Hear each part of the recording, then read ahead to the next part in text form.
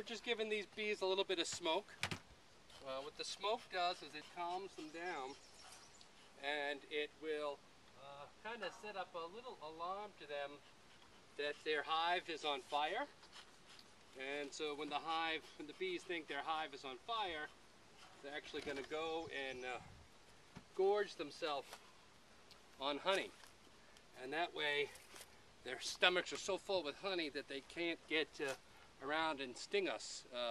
As it's not as likely that they would come around and sting us. Their stinger is in their backside, and they can't bend around their full stomach full of honey to actually sting us. So on the top here I've got just what's called the inner cover. We took off the outer cover. So this is the inner cover, and it's just kind of here in place to make sure things don't get stuck to the outer cover. So it's easier to pry off the inner cover than if the outer cover was stuck down. So I kind of put everything down in reverse order. And then on here I've got really just a top entrance and one super. So I'll actually just take this one off. It's actually pretty full because last week it was down lower and I filled it up. I moved it up so that the bottom ones would be emptier, closer to where the bees are coming in. They would find it easier to fill the lower chambers and supers up.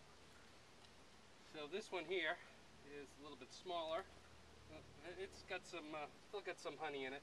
Not completely full yet. Man, there are a lot of bees. This is seems to be a pretty strong hive.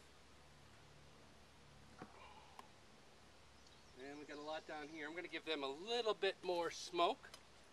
Hopefully you can see everything okay. I'm lined up as best as I think I should be.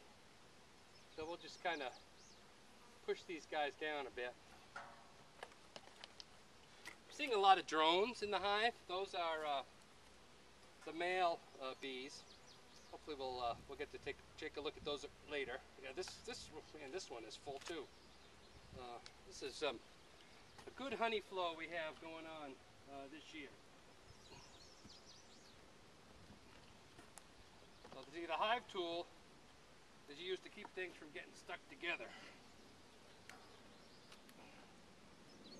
Let's maybe just pull out one of these frames and see what we're looking at here.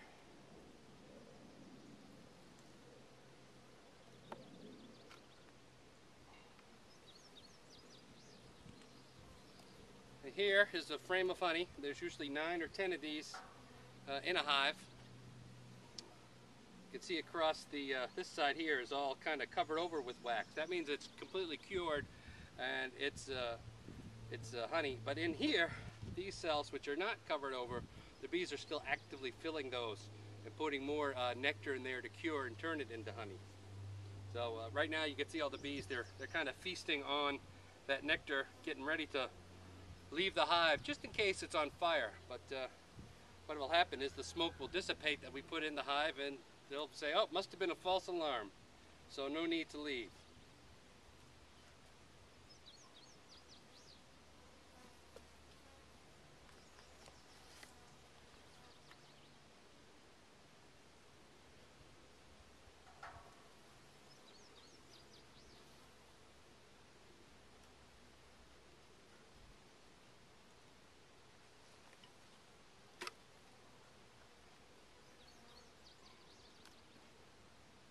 This one's actually pretty empty, not a lot in there. A lot of bees, not a lot of nectar or brood yet.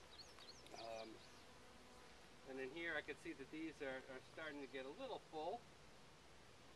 Let's see if there's any brood in this one. Usually, ideally you want the brood down below, but if the colony's doing real well, the queen will start laying eggs up here.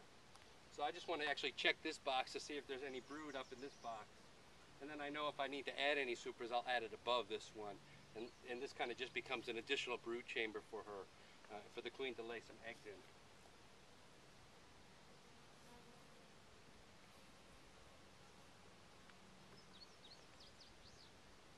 Bees tend to get a little bit more ornery once you start getting into their brood chamber. Yeah, there is some brood at the very bottom here. So that's pretty good. Actually, there's a whole bunch of brood here in the center. You can see this pretty well. Let me take a few steps closer. Hopefully we're in line here. So here's some capped over larvae. There's a queen cell here. That's might be signs of swarming. I've got to look at the rest of the frames to see what we've got.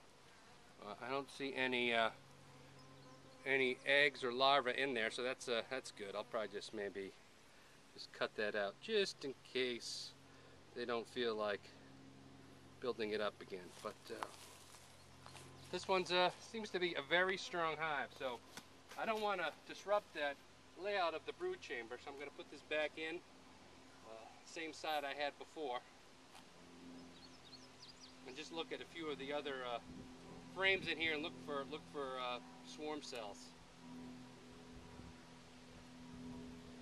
The bees are a little bit more agitated with me now because I'm getting down into some of their precious area, some of their brood area. They're very protective of this. No swarm cells here. Glad to see that.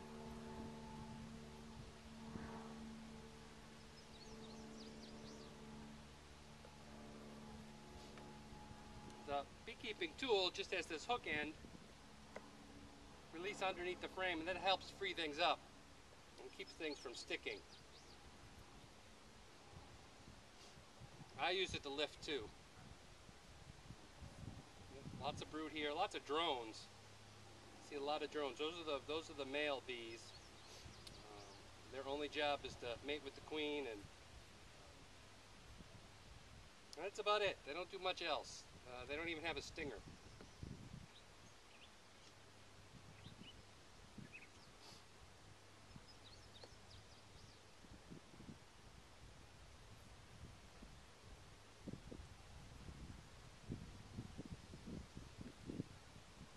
So here you can see on this side it's all honey. Some of the drone cells are in here. Some more larvae. It's the same on the other side. Very uneven pattern, but it's good to see it with honey. Eventually the other side will get filled up with honey as we move throughout the year. The queen will stay lower in the brood chamber, and they'll fill up in these cells with nectar or honey, and forego it with the brood, the drone brood.